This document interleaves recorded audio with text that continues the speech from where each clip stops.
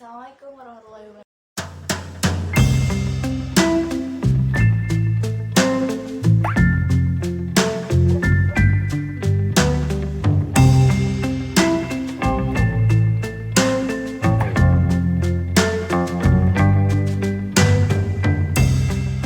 Assalamualaikum warahmatullahi wabarakatuh. Waalaikumsalam. Oh iya Mbak, perkenalkan nama saya Hairunisa dari Institut Agama Islam Negeri Jember. Di sini saya ingin mewawancari Mbak untuk memenuhi tugas ujian semester saya. Apakah Mbak bersedia? Baik, saya bersedia.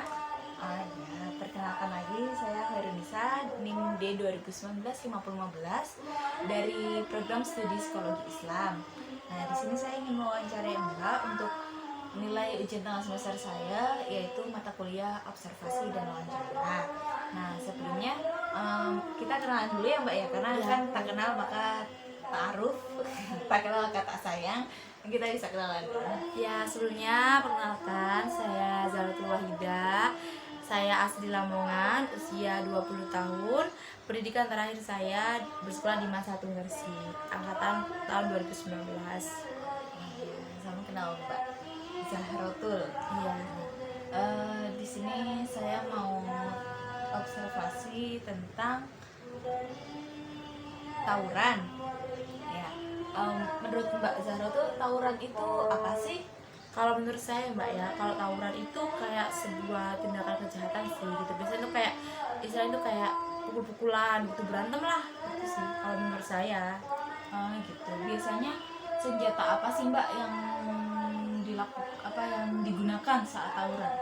Kalau senjata yang digunakan saat tawuran ini, kalau yang saya tahu itu banyak banget Mbak ya. Salah satunya itu kayak kayu, batu, pisau, terus juga celurit gitu sih Mbak, macam-macam gitu yang digunakan. Ada juga yang pernah saya tahu kayak di TV-TV itu kayak bawa pistol juga sih Mbak gitu sih. Di daerah Mbak sendiri ya, apakah sering terjadi tawuran? Kalau di daerah saya sendiri tuh bukannya sering sih, cuman pernah gitu sih Mbak, pernah adanya tawuran gitu sih kalau di daerah saya. Oke, apa Mbak ini pernah tawuran atau selama sekolah ini tidak pernah? Kalau saya sih nggak pernah sih, cuman kalau menemui yang tawuran pernah gitu sih. Sekarang Mbaknya kuliah ya? Iya, saya sekarang kuliah. Menurut Mbak nih, siapa sih pelaku tawuran itu?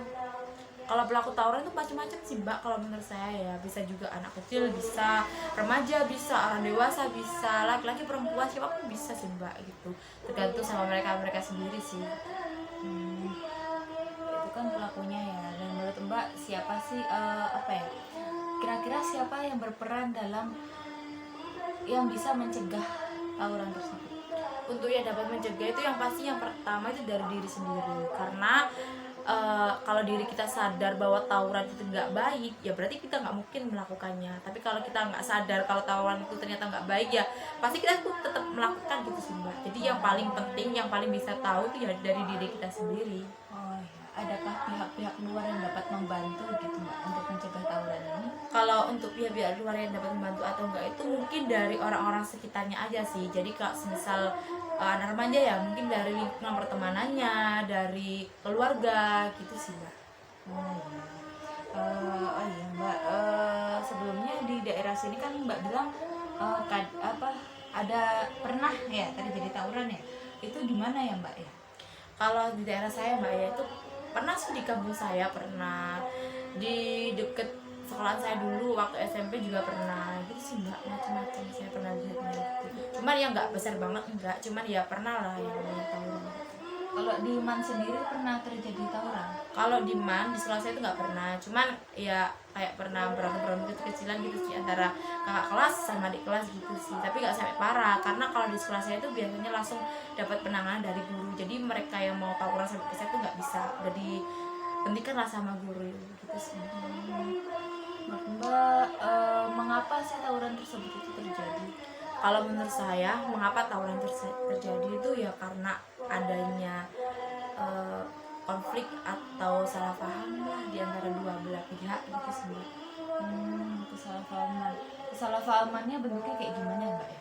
kalau yang saya tahu salah pahamnya itu banyak banget sih macam-macamnya. Jadi kayak pernah dari apa, misalnya kompetisi ya mbak ya, kompetisi. Nah saat kompetisi itu terkadang kan ada beberapa pihak tuh yang nggak mau kan kalau pihak yang didukungnya itu kalah gitu. Nah jadi terkadang dari itu bisa jadi tawuran, terjadi salah paham. Terkadang juga karena adanya omong-omongan, ih di sini loh ternyata itu mereka itu malah nggak setuju, malah mereka itu bilang kayak gini kayak gini. Nah itu dari omong-omongan kayak gitu itu yang biasanya jadi penyebab adanya tawuran gitu sih. Padahal omongan tersebut itu belum tentu benar adanya gitu sih Mbak. Iya mbak, ini saya mau tanya lagi, biasanya kapan gitu tawuran-tawuran tersebut itu terjadi?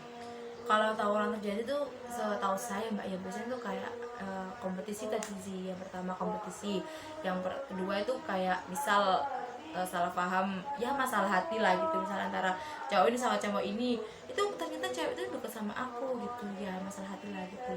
Bisa juga antara cewek sama cowok juga sih, macam-macam sih. Eh, kan tadi udah gitu ya, menurut mbak ya bagaimana kronologi terjadinya tawuran tersebut? Apakah langsung ricuh atau direncanakan atau seperti apa, atau diam-diam atau tiba-tiba langsung bacok-bacokan atau gimana?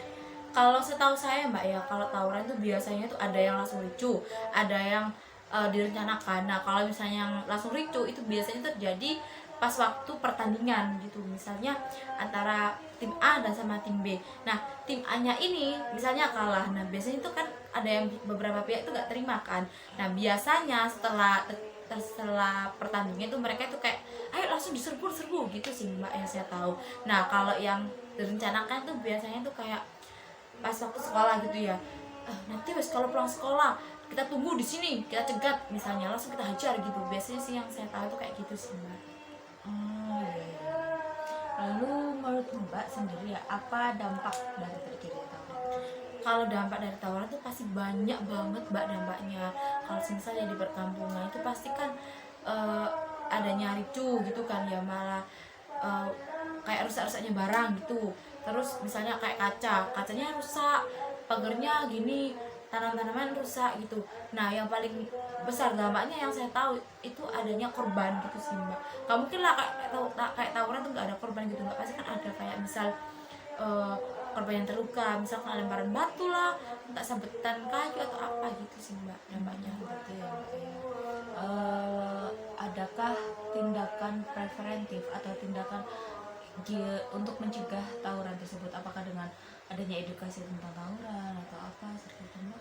Kalau misalnya saya tahu mbak ya, kalau misalnya untuk anak sekolah itu mending adanya edukasi tentang tawuran, misal dari polisi, atau dari yang mana pun lah. Nah bisa juga cara mencegah itu yang pertama dari diri sendiri. Jadi kalau diri sendirinya itu udah sadar bahwa tawuran itu nggak baik, jadi kita nggak mungkin untuk melakukan gitu sih mbak. Bisa juga kita mencegahnya dengan kayak orang tua itu ngasih tahu, tawuran tuh nggak baik, nggak usah tawuran misal gitu, nggak usah lah beranteman gitu. Kalau bisa diomongin secara langsung, ngapain pakai kekerasan gitu sih mbak. Oh iya mbak ya.